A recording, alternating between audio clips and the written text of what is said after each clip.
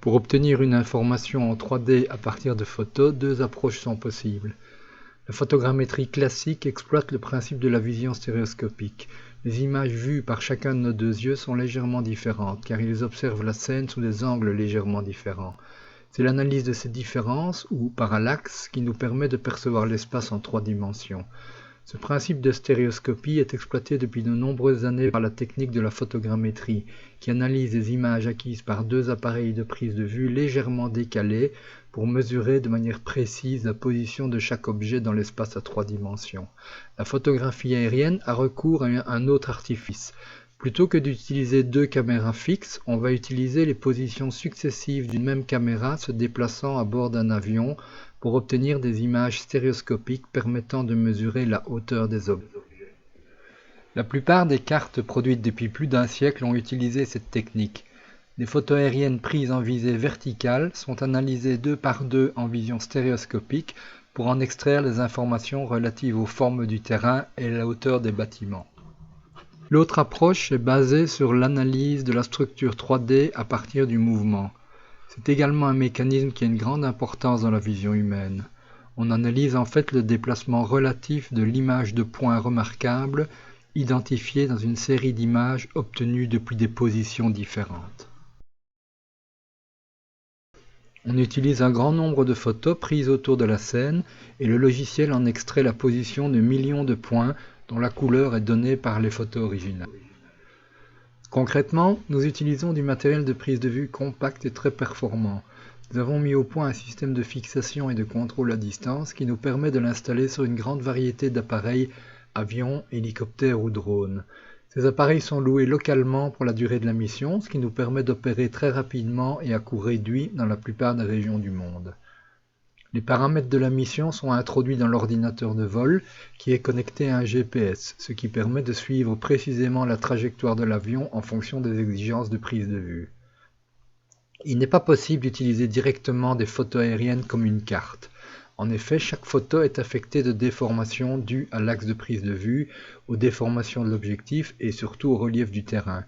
Il est cependant possible de corriger toutes ces déformations, photo par photo, puis d'assembler toutes ces photos en une mosaïque orthocorrigée, souvent appelée orthophoto. Les orthophotos peuvent être utilisées comme des cartes, mais leur exploitation est surtout efficace dans les logiciels SIG, pour Système d'information géographique.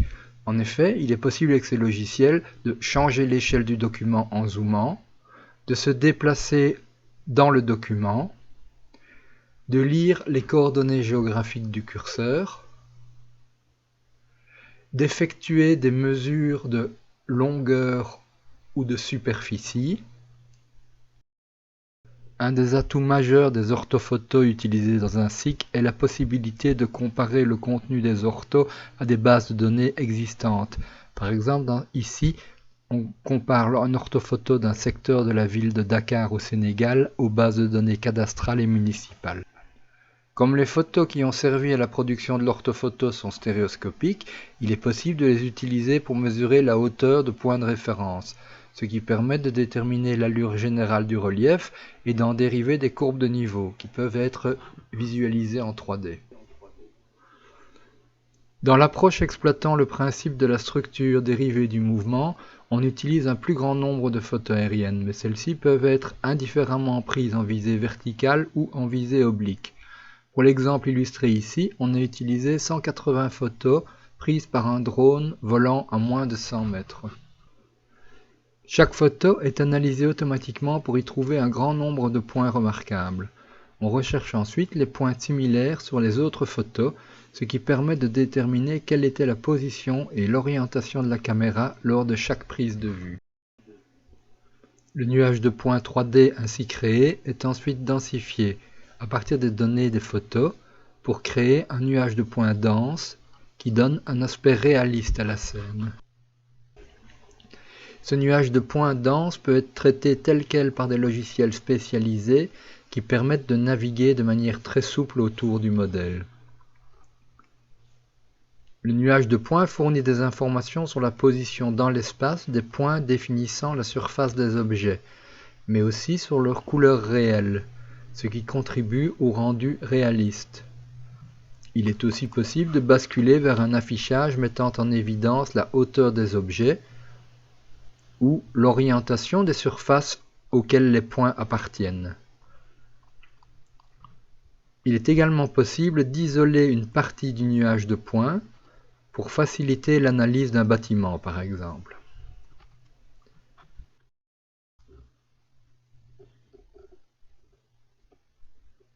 Mais le nuage de points peut également être importé dans la plupart des logiciels de dessin technique utilisés par les architectes et les ingénieurs, tels que AutoCAD, MicroStation, Rhino 3D et bien d'autres. Cela ouvre de nombreuses perspectives. On peut par exemple utiliser le nuage de points comme une référence pour numériser des éléments du paysage ou des bâtiments. On peut aussi intégrer un bâtiment dans un site existant, matérialisé par le nuage de points. L'exemple montré ici a été réalisé dans le cadre d'un appel à projet pour l'extension du site de la Banque africaine de développement sur le site de Abidjan en Côte d'Ivoire. Les photos aériennes ont servi à produire un nuage de points permettant de visualiser de manière réaliste les caractéristiques topographiques du site et l'emprise des bâtiments existants. On y a ensuite intégré le projet architectural proposé, d'abord sous la forme d'une structure en fil de fer, puis en habillant les façades de textures colorées.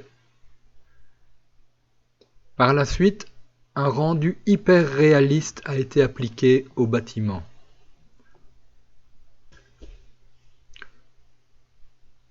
La société Nadar, basée en Belgique, maîtrise tous les aspects de ce type de production. Définition du type de produit le plus approprié et de ses caractéristiques, préparation, organisation et réalisation de la mission de prise de vue aérienne, et ce dans n'importe quel pays, prise de points de référence au sol, production des orthophotos, des modèles numériques de terrain et des modèles en 3D, incrustation de données existantes, intégration des modèles dans les bases de données du client, impression, rendu vidéo, etc. La taille réduite de notre structure et notre organisation en partenariat à géométrie variable nous permet d'offrir une très grande flexibilité et des coûts très bas. Nous vous remercions pour votre attention.